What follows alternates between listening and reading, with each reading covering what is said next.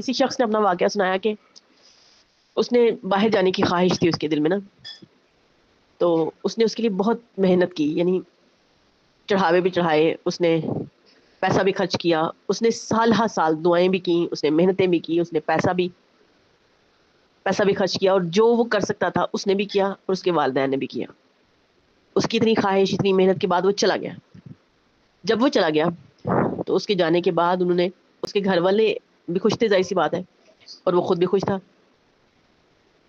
لیکن کچھ لوگوں نے، چند ایک لوگوں نے، وہ جو جڑیں کاٹنے والے تھے، جو ٹانگیں کھینچنے والے تھے، ان میں سے کچھ نے کہا کہ ہم نے دعا کی تھی آپ کے لیے، میں نے آپ کے لیے دعا کی تھی، میں نے آپ کے لیے دعا کی تھی، میں نے آپ کے لیے دعا کی تھی. اب